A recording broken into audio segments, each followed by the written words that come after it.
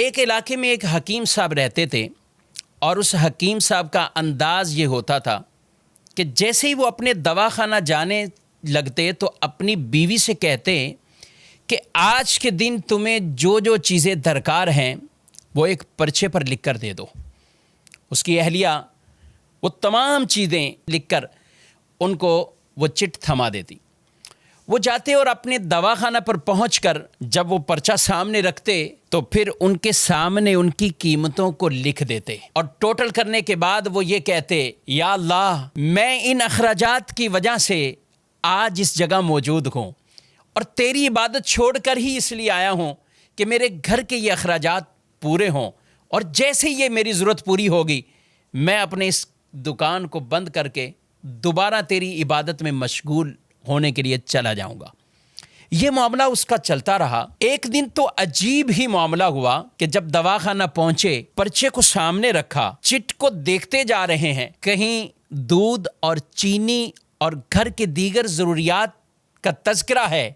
لیکن لکھتے لکھتے ان کی بیوی نے سب سے آخر میں لکھا کہ بیٹی کا جہیز کا سامان۔ یہ پڑھتے ہی وہ گویا کہ دن میں ہی انہیں تارے نظر آنے لگ گئے اور وہ کچھ کھو گئے کہ یہ کیسے ہوگا، لیکن سب قیمتوں کو وہ لکھتے لکھتے جب اس جملے پر پہنچے تو حکیم صاحب نے آگے تحریر کیا کہ یہ اللہ کے کام ہیں، اللہ ہی جانے۔ حکیم صاحب نے یہ جملہ لکھا اور دواخانہ پہ جو مریض موجود تھے ان کو دوائیاں دینا شروع کی۔ ابھی ایک دو آدمیوں سے ہی فارغ ہوئے تھے کہ اچانک حکیم صاحب کے مطب کے سامنے ایک بڑی کار آ کر رکتی ہے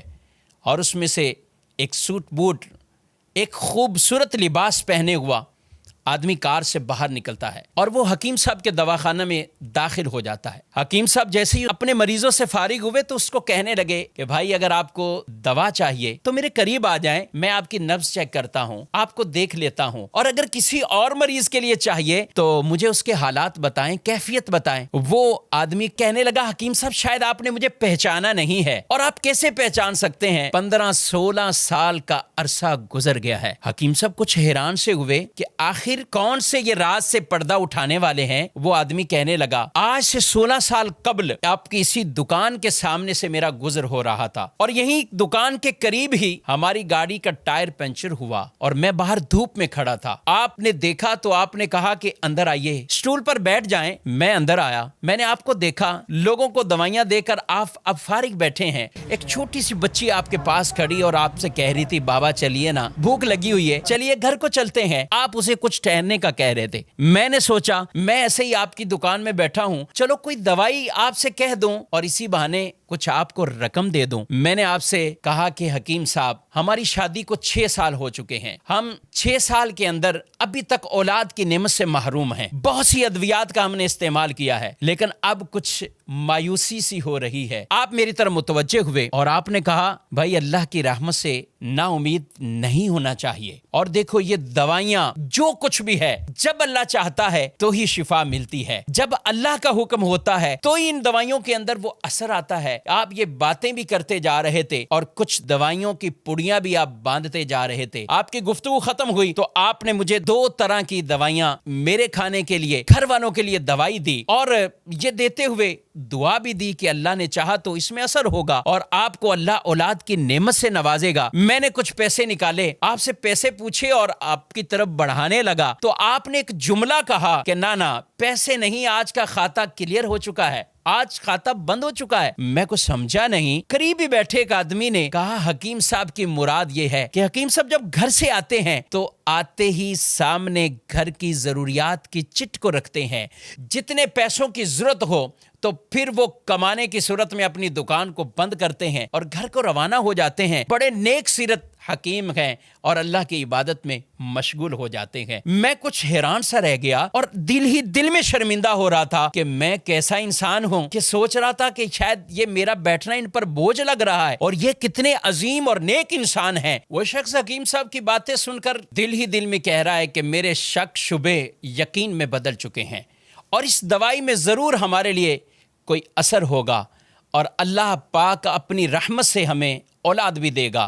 گھر جاتے ہی اپنی اہلیہ سے، بیوی سے وہ آدمی پوری کہانی کو بیان کرتا ہے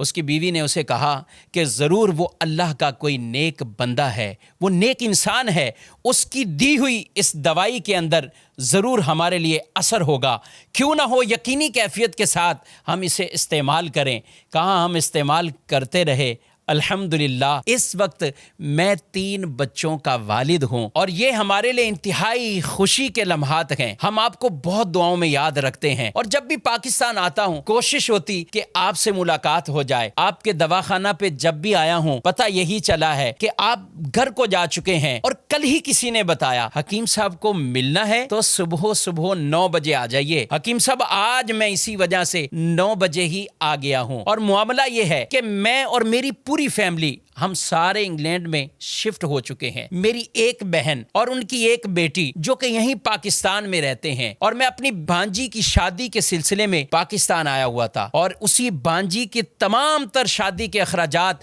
میں نے اپنے ذمہ راضی خوشی لیے تھے، اور میں اسی کی خریداری میں مصروف تھا۔ معاملہ کچھ یوں ہوا ہے کہ میں اپنی بھانجی کے ساتھ لاہور میں کبھی پاکستان کے دوسرے شہروں میں جا رہا تھا، سب جہیز کا سامان سب تیاری ہو چکی ہے، لیکن اسی دوران میری بھانجی کو بہت تیز بخار تھا، اور وہی بخار میری بھانجی کی موت کا سبب بنا ہے۔ میں اور میری بیوی جب آپس میں بیٹھے سامان خرید چکے ہیں، سب کچھ کر لیا ہے، اب اس سامان کا کیا جائے، تو فوراً آپ کی طرف ہمارا خیال گیا کہ جب 16 سال پہلے ہم آپ کے مطب میں آئے تھے تو ایک چھوٹی سی بچی وہ آپ کے پاس کھڑی کہہ رہی تھی بابا جان گھر چلو مجھے بھوک لگی ہے۔ تو میری بیوی نے مجھ سے کہا کیوں نہ ہو کہ ہم حکیم صاحب کا شکریہ اس انداز سے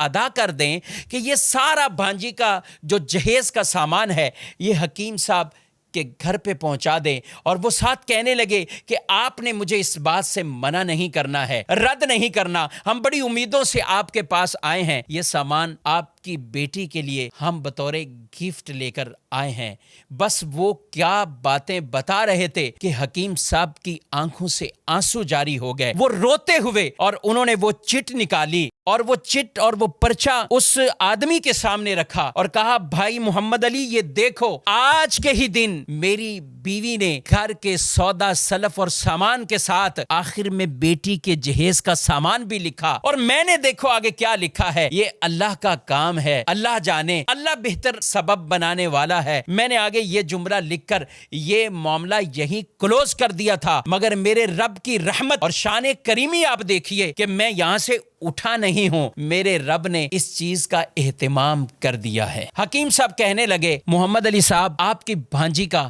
صدمہ وہ ضرور ہے، مگر میں تو رب کی شان اور رب کی قدرت پر حیران ہوں کہ آج میں گھر واپس خالی ہاتھ نہیں پلٹا۔ یہی کہتے ہیں کہ جس کا اللہ پر بھروسہ وہ مضبوط ہو جائے، توکل اور اعتماد مضبوط ہو جائے، پھر اللہ ان کے لیے اسباب پیدا فرماتا ہے۔ ہمیں بھی چاہیے حلال کمائیں، حلال کے لیے تگودو کرتے رہیں۔ رسول مکرم صلی اللہ علیہ وآلہ وسلم فرماتے ہیں کچھ گناہ ایسے ہیں کہ جنہیں نہ نماز ختم کرتی ہے نہ روزہ ختم کرتا ہے، ہاں روزی کی تمنا میں، روزی کی تلاش میں غم زدہ ہونا، یہ غم ان گناہوں کو ختم کر دیتا ہے۔ اور جب آدمی اللہ سے ڈرتے ہوئے رزق کی تلاش میں جاتا گئے، اللہ خود قرآن پاک میں ارشاد فرماتا ہے وَمَن يَتَّقِ اللَّهَ يَجْعَل لَّهُ مَخْرَجًا وَيَرْزُقْهُ مِنْ حَيْثُ لَا يَحْتَسِبُ، اور جو اللہ سے ڈرے اللہ اس کے لیے راستے پیدا فرماتا ہے اور اسے وہاں سے رزق دیتا ہے جہاں سے اسے گمان بھی نہیں ہوتا۔ اللہ رب العالمین ہم سب کو ایسا توکل، ایسا بھروسہ اختیار کرنے کی توفیق عطا فرمائے۔